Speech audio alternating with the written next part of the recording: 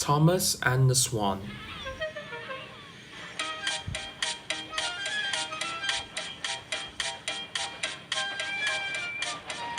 One evening, Percy was taking loaded stone trucks from the quarry down to the harbour.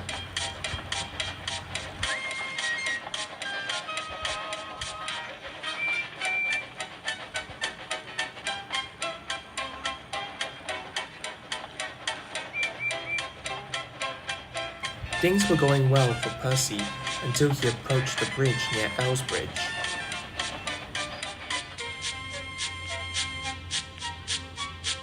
There's a bird leaped out of a hedge and began to fly towards the bridge at the same time as Percy was going over it. Suddenly the bird flew right in front of Percy and hit his buffer beam with a bump. "Bust my buffers! What was that?" His driver and fireman looked out at the cab and saw the bird lying on the track. "It's a pleasant," said the driver. "We better take it to the vet," said the fireman.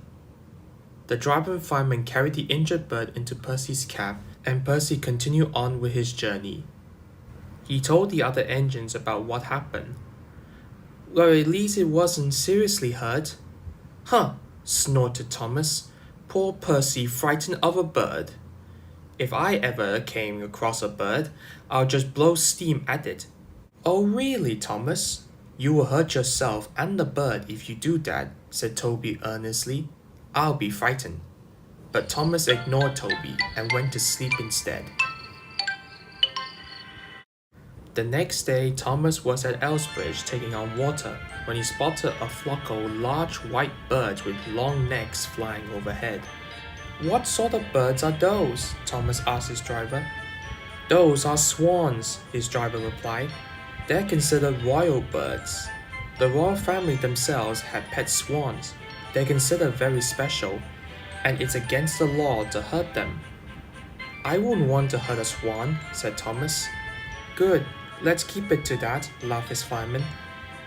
Also today is an inspector on Thomas's footplate, so the small space was quite crowded.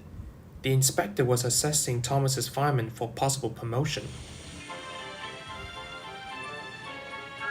As Thomas approached the bridge that crosses the river, he saw something white on the rails in front of him. "What's that?" he asked. "Just an old newspaper, I expect," said his driver. As Thomas got closer and closer, he saw a white neck that curled and a yellow beak appeared. "Stop!"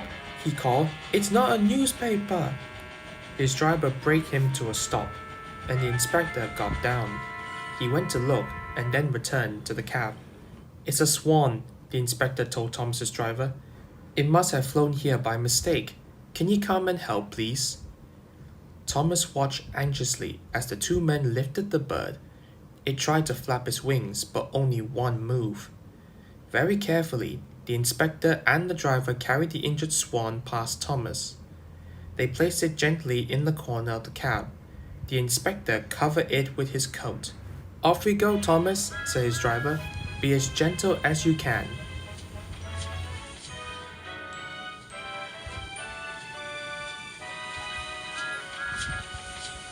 Thomas made a smooth run back to Farquhar. The inspector took the swan to his car to a nearby vet.